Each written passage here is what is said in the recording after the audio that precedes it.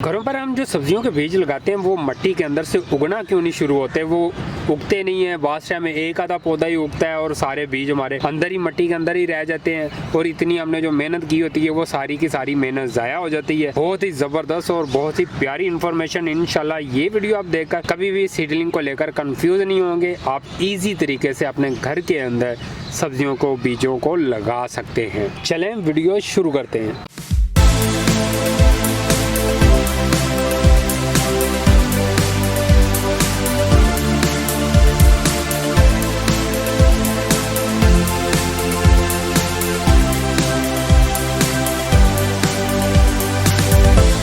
How to grow vegetable from seeds. अभी आप अपने सामने ये 4 फ्लावर पॉट देख रहे हैं। इन 4 फ्लावर पॉट्स के अंदर जो मैंने सीडलिंग की थी इनकी मैंने अलग अलग से वीडियो अपलोड की हुई हैं।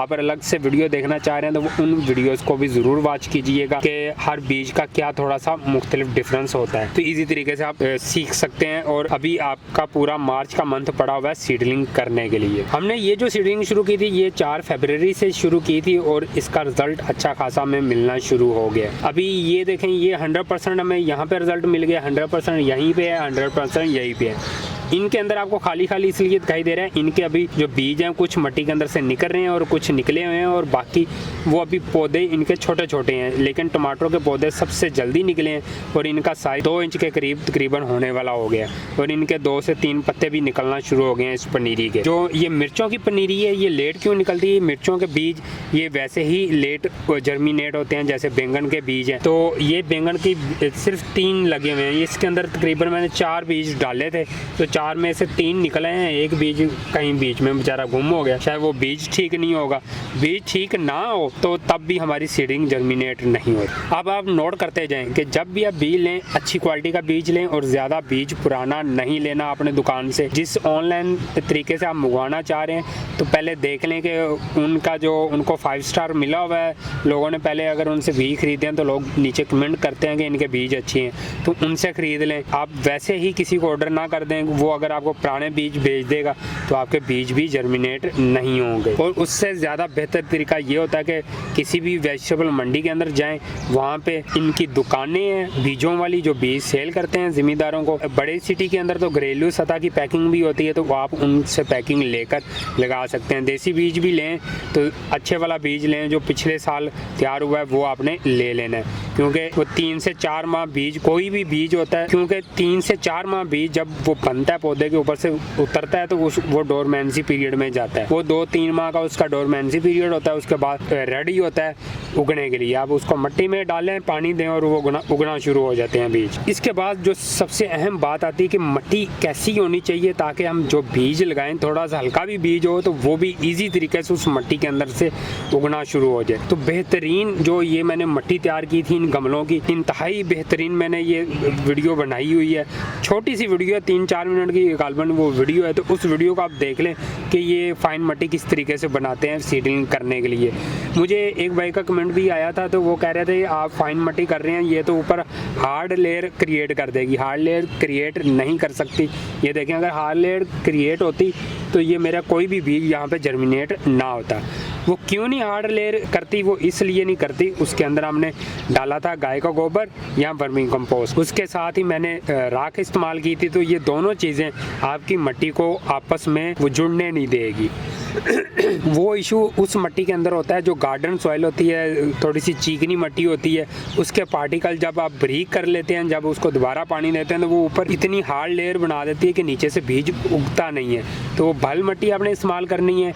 उसके अंदर वर्मिंग कंपोस्ट मैंने तो छान कर डाली थी। अगर आपके पास वर्मिंग कंपोस्ट नहीं है तो आप उसके अंदर गाय का गोबर उसको थोड़ा सा प्रेस करें, फिर उसको छानें और मिट्टी के अंदर डाल लें। बाकी आप उस वीडियो के अंदर ज़रूर देख लीजिएगा, उसका लिंक इस वीडियो के एंड पर आ जाएगा। अब हमने सीडलिंग कर ली और अब हमने इनको रखना कहाँ पे है? अब हमने इनको रखना है फुल सनलाइट के अंदर। जैसे जनवरी, फरवरी, मार्च तक आप फुल सनलाइट के अंदर रखेंगे। अप्रैल में जाकर आप उस एरिया में रखेंगे जहाँ पे ग्रीन नेट वगैरह लगा हुआ है, क्योंकि अप्रैल में जाके अगर कोई आपको सीडलिंग करने की ज़रूरत पड़ी है तो आपने ग्रीन नेट के नीचे उनको जर्मिनेट करवाना है। कोई ग्रीन कपड़ा ऊपर डाल दें, छोटे गमलों के ऊपर ही बस वो कपड़ा डाल दें तो उसके नीचे वो आप सीडलिंग को कर सकते हैं, जो 50% के करीब सूर्य की रोशनी को रोके, मतलब फुल हीट वो अंदर ना आने दे। अभी बात कर लेते हैं पानी की। पानी कैसे देना है ताकि ये अच्छे तरीके से उगना शुरू हो हमारे बीज। मैंने पानी शावर की मदद से इनको दिया है। अगर मैं पानी उंडेल के देता तो मिट्टी इधर उधर चली जाती है, बीज भी बाहर आ जाता है, बीज खराब होना शुरू हो जाता है, जिसकी वजह से हमारे पौधे सही तरीके से नहीं उगते। तो उसका आपने शावर ब्रिक बोतल का बनाकर उसकी मदद से आपने पानी देना है। गमले को आपने जहाँ पे रख दिया एक दफ़ा आपने गमले को उधर ही पड़े रहने देना है। किसी हार्ड शेड के अंदर भी आपने नहीं रखना बीज, फिर भी आपके के नहीं उगेंगे। अगर वो उगना शुरू हो भी गए तो वो पौधे लंबे लंबे से उगेंगे और नीचे से मरना शुरू हो जाएंगे। वो धूप को ढूंढते हैं, सनलाइट को ढूंढते हैं, जिसकी वजह से वो नीचे से गलना शुरू हो जाते हैं। पर पौधा ठीक होता है और नीचे से स्टेम्प उसकी ख़राब हो जाती है ज़्यादा नमी की वजह से। डिटेल से मैंने सीडलिंग की वीडियो अपलोड कर दी है, मतलब हर बीज की अलग अलग वीडियो अपलोड की हुई हैं। उन सब वीडियो को आप मेरे चैनल के अंदर से देख सकते हैं। तो आप देखेंगे तो इंशाल्लाह आप कभी भी कंफ्यूज नहीं होंगे बीजों को लेकर। इजी तरीके से हाइब्रिड बीज है, चाहे देसी बीज है, तो आप इजी तरीके से लगा सकेंगे। एक मैं यहाँ पे पब्लिक इन्फॉर्मेशन ये देना चाहूँगा, कभी आपने GMO सीड इस्तेमाल नहीं करना। जो जेनेटिक मॉडिफाइड सीड होते हैं वो आपने कभी इस्तेमाल नहीं करने। वो इंसानी सेहत के लिए बहुत ही ख़तरनाक वो वाले बीज है। GMO आपको लोग बहुत सारे कहेंगे बहुत अच्छे बीज हैं, इनकी कारकर्दगी अच्छी है, सब्ज़ी का साइज़ बड़ा होता है, लेकिन इंसानी सेहत के लिए वो इंतहाई डेंजर है। तो वो आपने कभी भी इस्तेमाल नहीं करने। हाइब्रिड बीज इस्तेमाल कर लें और देसी बीज इस्तेमाल कर लें। मुझे उम्मीद है कि आपको ये वीडियो अच्छी लगी होगी। अगर आपको ये वीडियो अच्छी लगी है तो वीडियो को ज़रूर लाइक कीजिएगा और अपने भाई के चैनल को ज़रूर सब्सक्राइब कीजिएगा, ताकि आपका भाई आपके लिए अच्छी इन्फॉर्मेशन की वीडियो अपलोड करता रहे और आपको 0 से 100 तक सिखाता रहूँ। इंशाल्लाह मेरी तो पूरी कोशिश होती है। आजकल आप नोट कर रहे होंगे कि मेरी हर रोज़ वीडियो आ रही होती है। तो किस लिए आ रही होती है? मुझे लगता है मेरे पास कंटेंट बहुत ज़्यादा है और जो मैंने अभी लोगों को बताया वो अभी बहुत कम है। तो मैं चाह रहा हूँ जितना जल्दी हो सके मैं लोगों को बताऊं, ताकि उतनी जल्दी ही लोग अपने घरों के अंदर सब्जियां लगाना सीख सकें। तो मिलते हैं नेक्स्ट वीडियो के साथ, नेक्स्ट इन्फॉर्मेशन के साथ। तब तक के लिए अल्लाह हाफिज़, बाय बाय।